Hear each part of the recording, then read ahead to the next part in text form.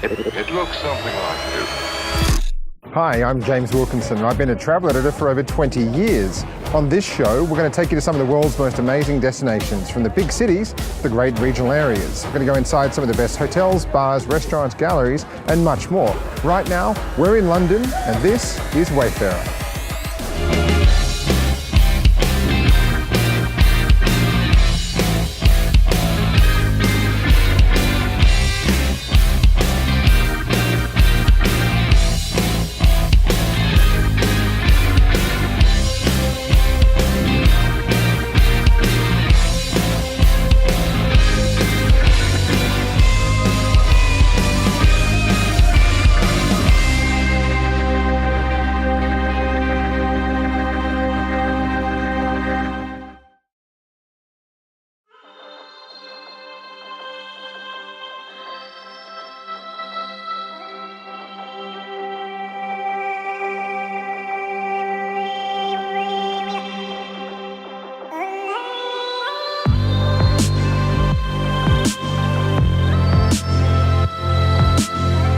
We're here at the Strand, home to the iconic Savoy Hotel. It's been here for over 126 years. Inside this grand old hotel is the beautiful American bar, notoriously great for serving up some of the world's best classic cocktails. We're going to go inside and chat to bar manager Declan McGurk to find out what's shaking, stirring and mixing at the moment.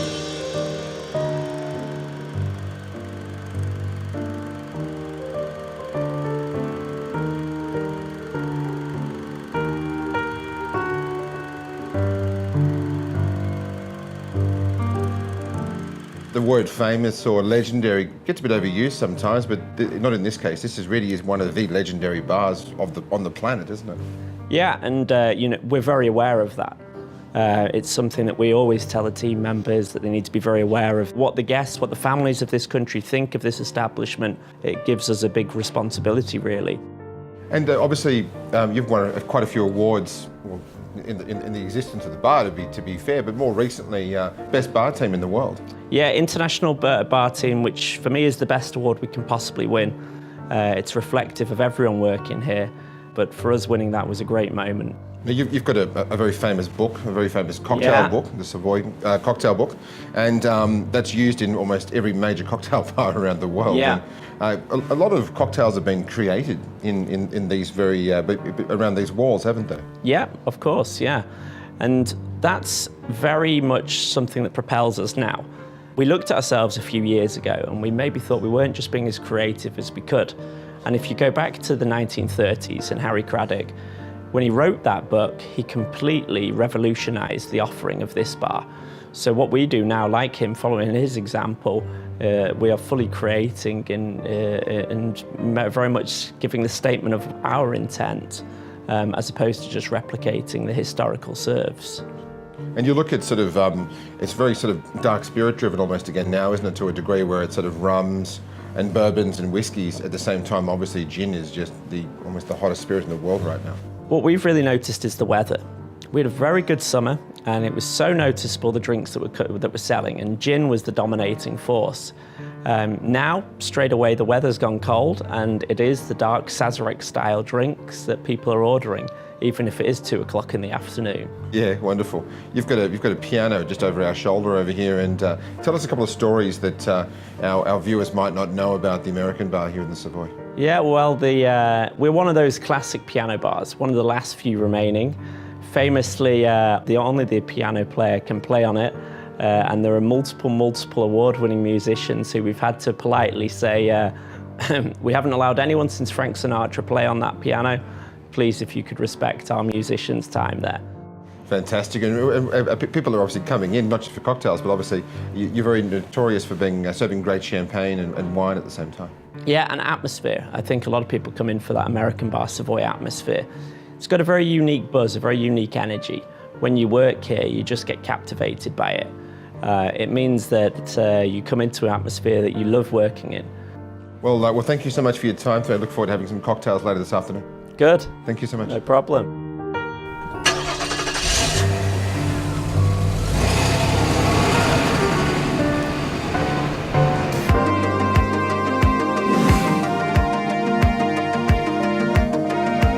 The West London neighbourhood of Notting Hill's most famous for the 1999 movie starring Hugh Grant and Julia Roberts. Most of that movie was set around Portobello Road, which is right behind me. Well, today we're going to try and uncover some of the great things to do in this suburb, including those markets and some of the great pubs and restaurants in this thriving area.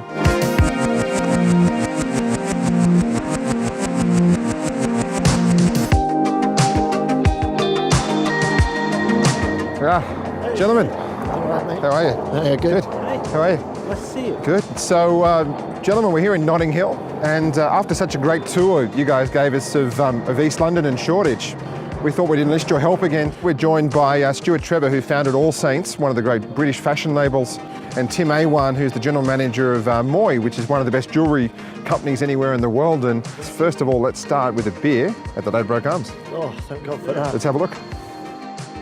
Really great pub scene over here in West London, isn't it? Yeah, London is probably most famous all over the world for the pubs. Each pub has got a different character. The one that we're here today, the Ladbroke, you know, it's really special. It's got its own unique character. It's got very nice beers, very good food, and it's lovely in the summer outside. It's interesting with London's pub culture where, you know, I think the food has been getting better as well. That the beer's been getting better, the food's been getting better. The service is also, I think, getting a lot better. There have been pubs closing down in England in the last 10 years, but the ones that have survived are the ones that have brought in a chef. The better the chef, the better the food, the better the clientele, the better the way it works, and that's why there are amazing pubs now. There's a lot less pubs than there used to be, but the ones that have survived are doing everything right. Well, we're only going to find 2 or 3 today, but boys, let's go for a bit of an adventure. Let's go and have a look around sort of Portobello Road, find a few hidden gems in this great neighbourhood. That's lovely, that one. How much is that? 45 and 65. Look at that thing there. Comes with a leather case, accessories, films. Oh wow! This one here. On a handle. Yeah. Can I pick it up? Yeah. It's not bad. Look at that thing. That's amazing, eh? So vintage just became that whole kind of thing here because it seemed to be really embraced in even the last 10 years. Everything seems to be vintage along here. Yeah, I mean it's specialists in antiques, and you know there are people that specialise in jewellery, people that specialise in watches, then there are vintage cashmere or clothing stores that do. This is where Jimi Hendrix got those sort of band jackets. Yeah. Really cool. So is it more of a fun kind of window shop more than anything else really for Portobello Road? You just come along here, watch and look and check things out? People, yeah. I mean, it's a big tourist thing. So a lot of it is about food. I think a lot of street food started here, and that's become more and more important over the last couple of years.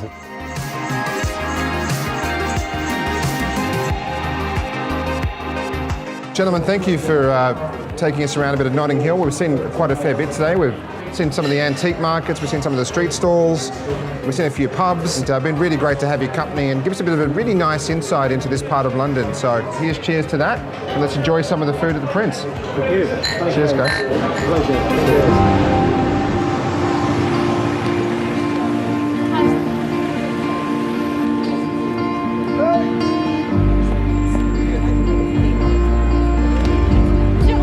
Named one of the top hotel bars in the world, the lobby bar at One Aldwych offers both serious cocktails and great bar food in a fabulous Covent Garden location.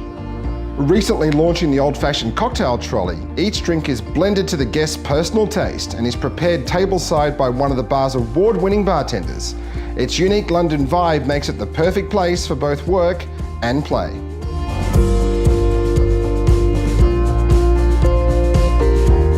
So the cocktail trolley is something that we came up with this year actually.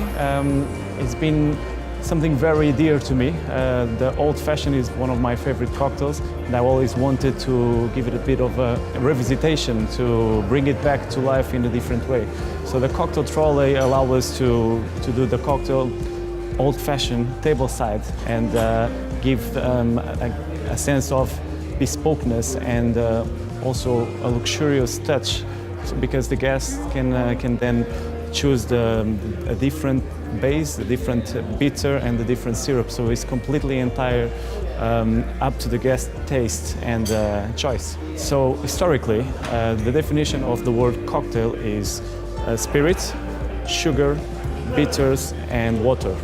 And that is actually what inspired me to do the old-fashioned trolley, because that is the definition of an old-fashioned.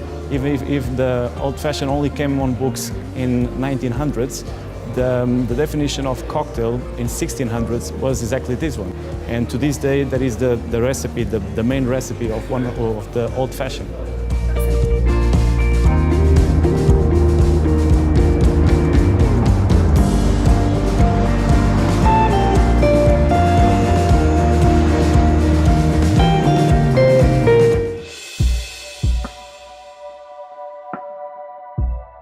British Airways has just embarked on a massive customer improvement program for its premium guests. To find out more, we catch up with British Airways CEO and Chairman Alex Cruz.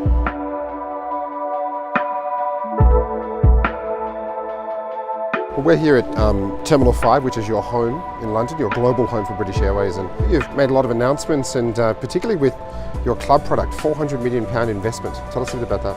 That's right.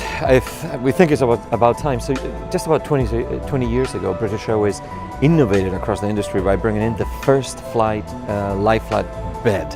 And it was a fantastic introduction of product and service. It was revolutionary. It was unveiled in Earl's Court and with much fanfare.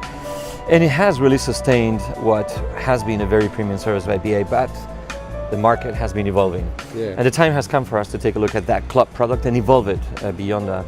So the first step will be to address those things that we can address immediately, such as the catering, the soft furnishings, the pillows, the duvets, etc., as well as some of the service routines to maximize sleep, particularly on the shorter long-haul flights.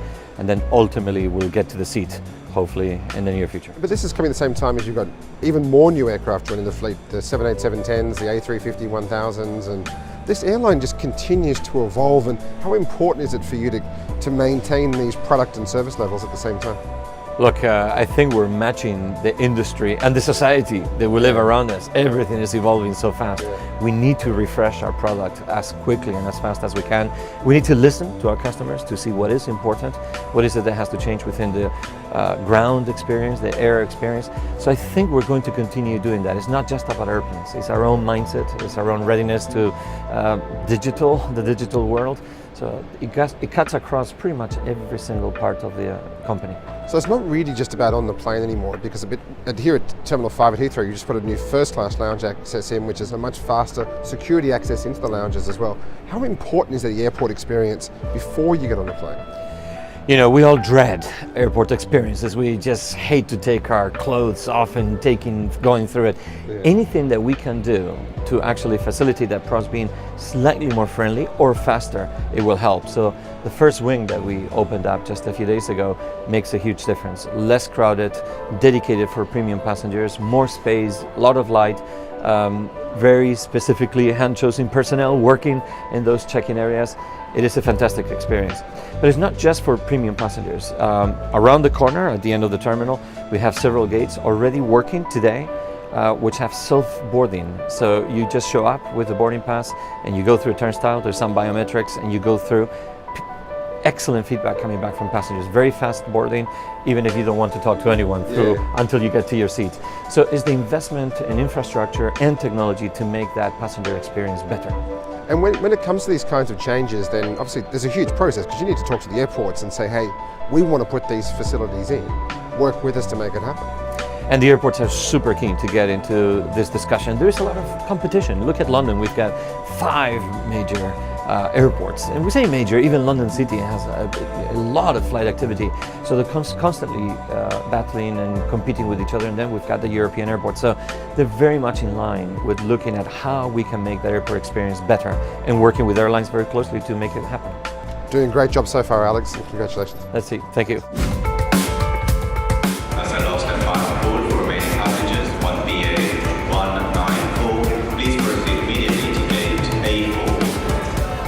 Hello, how are you? Fine, thank you. How are you? Very well. Well, that's it from us in London, and we really hope you enjoyed our guide to the best the capital has to offer. I'm off on another British Airways flight now, so it's time for me to leave, but thanks for tuning in, and we'll see you next time.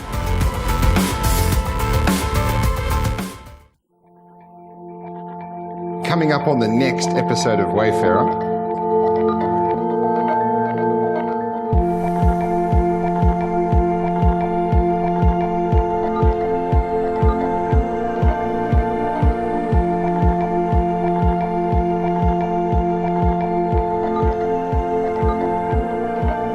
Hi, I'm James Wilkinson. I've been a travel editor for over 20 years.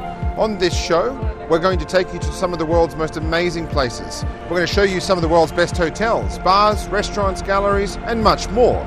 Today, we're in New York City. Prepare for takeoff.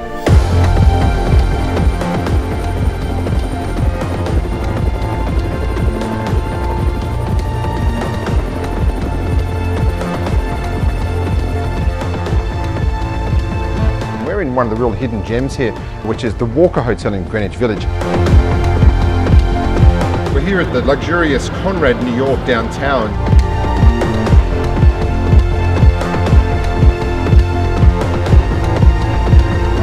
We're here in West Village of New York, and Lee's taking us on a bit of a pizza tour. And Lee, what's our first stop?